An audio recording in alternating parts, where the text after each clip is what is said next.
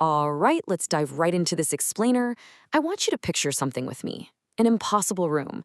Imagine a space where 4 entire centuries of philosophical thought beautifully braid together into one single cohesive argument. We're pulling directly from a really fascinating source today that constructs a sort of hypothetical summit of history's greatest female thinkers.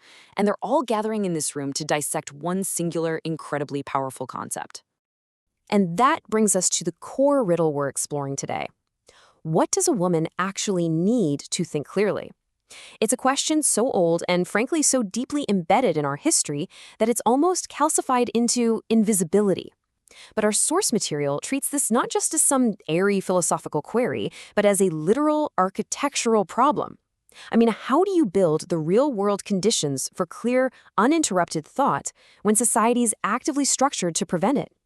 It's a question that honestly still applies to anyone trying to do deep work today. So here is our roadmap for today. We're going to cover the core question, the 5 voices, the economics of thinking, mechanisms of suppression, strategies of preservation, and finally, the unfinished blueprint. Let's get right into it. Starting off with Section 1, the core question and the 5 voices. Now, look at how this timeline just completely collapses centuries. We've got the Baroque period, the Enlightenment, modernism, existentialism, and today's contemporary empiricism all pulling up a chair to the exact same table. We have 5 totally distinct perspectives separated by hundreds of years, yet they are all arriving here to diagnose the exact same structural mechanisms. So let's listen to what they have to say. We begin way back in 1690. Picture Sor Juana Inés de la Cruz in her convent cell, totally surrounded by astrolabes and piles of books. She argues that a woman needs physical instruments, uninterrupted time, and the downright monstrous willingness to be considered immodest. For her, seeking knowledge meant accepting that society was going to view her as an absolute scandal. And she actually chose the physical confinement of a convent for one specific, honestly kind of ironic, reason. It gave her the intellectual freedom that the outside world of marriage and domesticity would have completely destroyed. Fast forward a bit to 1792, and Mary Wollstonecraft is literally pounding her fist on the table with revolutionary rage. She demands not just those literal instruments, but political freedom, education, and legal rights. Wollstonecraft is arguing straight from the Enlightenment perspective here, pointing out a glaring, massive hypocrisy. She's saying, look, society champions reason and liberty, yet systematically denies education to half the population, only to turn around and mock them for being ignorant.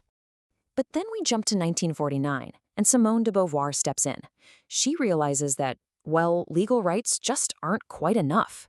She adds this really profound ontological layer to the conversation.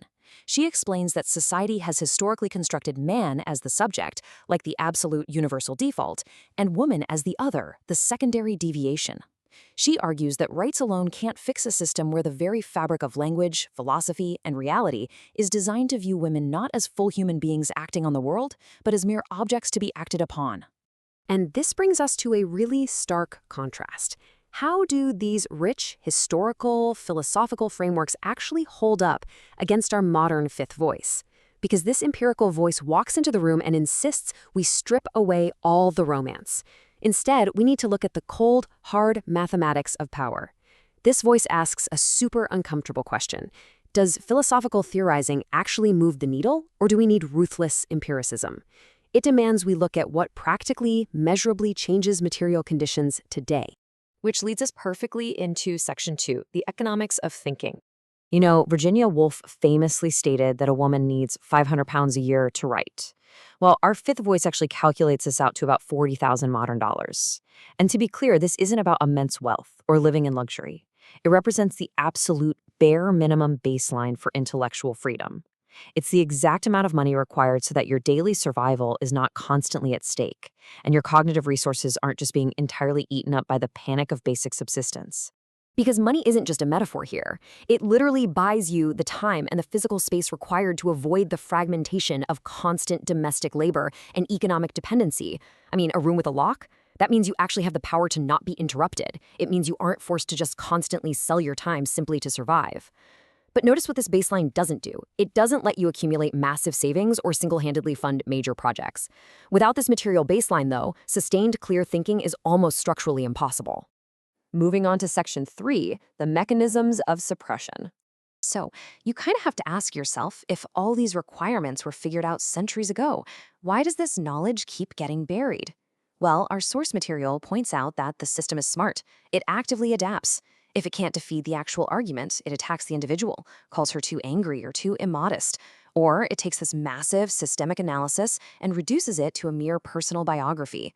It compartmentalizes the knowledge into little niche subjects, so the mainstream never has to deal with it.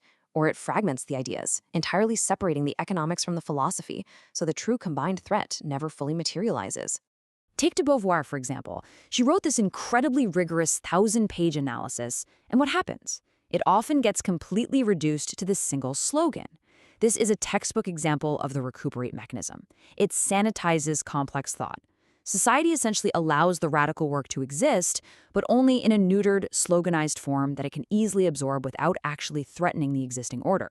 It turns a revolutionary ontological blueprint into a safe, dusty, historical monument. All right, Section 4, Strategies of Preservation. Knowing all these traps are out there, how did these thinkers actually survive these suppression tactics?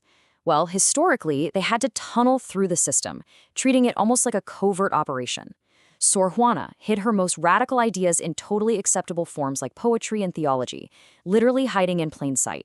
Virginia Woolf made her arguments so undeniably beautiful that they had to be preserved as art. Others went out and built entirely new alternative institutions and networks, insisting on undeniable academic rigor. And they documented absolutely everything, creating an archive that future generations could eventually unearth. But, and this is a big but, our empirical fifth voice steps in to remind us that grand, sweep-the-board revolutionary gestures, they actually fail pretty often. It's really the sustained, unglamorous, multi-generational work of institutional reform that actually moves the needle. The data shows that tactical interventions, things like access to reliable contraception or the basic right to own property, create these massive cascading effects that change our daily material conditions. It's the slow, steady accumulation of small victories backed by hard data that ultimately outlasts those mechanisms of suppression. And that brings us to our final section, number 5, the unfinished blueprint. So here it is, the ultimate culmination of our Impossible Rooms Council, the comprehensive master blueprint for clear thinking. They recognize that to truly dismantle these barriers, we need all of these elements happening simultaneously. You can't just have legal rights without the material resources to back them up. You can't just have money without the ontological recognition of being a full human subject. And you absolutely need the psychological capacity to be considered immodest, to ruthlessly protect your thinking time against a world that is constantly demanding your attention. What this whole council ultimately proves is that clear thinking, it is absolutely not just some quiet, personal exercise. No way. It is a profoundly dangerous form of power. It's the power to strip away all those naturalizing myths society feeds us. You see, the system doesn't suppress clear thinking because it's afraid we'll discover we're inferior. It suppresses it because it knows for a fact that if we have the time, the money, and the space to really think clearly, we will see those structural mechanisms of subordination for exactly what they are, and we will dismantle them.